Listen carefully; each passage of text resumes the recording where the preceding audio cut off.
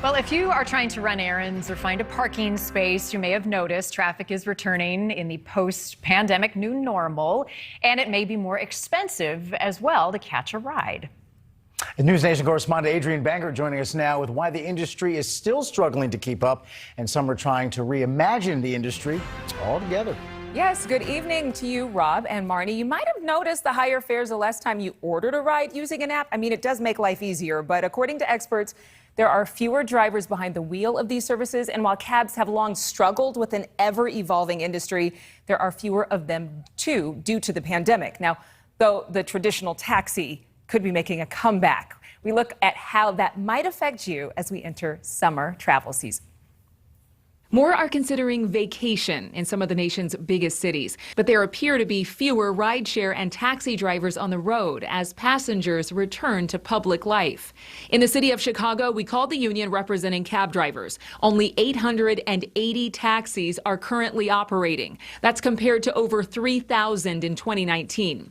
In Las Vegas, one taxi company says there have been so many tourists and not enough cars, leading people to call for cabs. We've been getting a lot of calls due to rideshare not being there for the public. Tourists are coming back.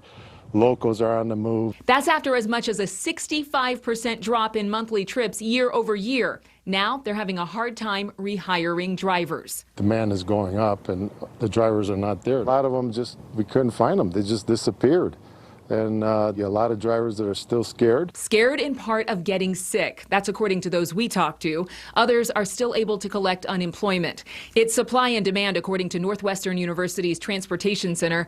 So they say it's not surprising that in some cities, fares are more expensive. An attorney who represents a number of taxi drivers in Chicago says that riders who've exclusively used apps might just find it more affordable to hail a cab. The cab driver can only charge so much. Some of the impacts of not having a taxi industry, what we're seeing is Ubers and Lyfts charging, $60 a ride for a 2-mile transportation ride in the city of Chicago. A lot of people are not going to realize that once this cab industry is gone, there is no regulated fare anymore. Uber and Lyft can charge whatever they want. In New York City, synonymous with the iconic yellow cab, one company is hoping a partnership will lead to a kinder, cleaner, and more consistently priced ride. Gravity Inc. is looking to pilot a program with zero-emission Tesla models with advanced technology to help transform the 100-year-old brand. We can bring to the New York yellow taxi not just a catch-up innovation, but a step forward innovation, both in terms of the car, the business model. Obviously, yellow taxis are unique in that they can be street hailed, but we can also connect them to an app and they can be booked that way. I think when you get into our cabin, you're going to control the cabin completely with our technology and with our screens. And so the experience will really start getting tailored to the user. And CEO Moshe Cohen says the rides will be fairly priced. You're going to get a very predictable yellow taxi price. That's nice. We actually like predictability. Cohen says that they're going through their final approvals with the city of New York now with hopes the pilot program can start on time.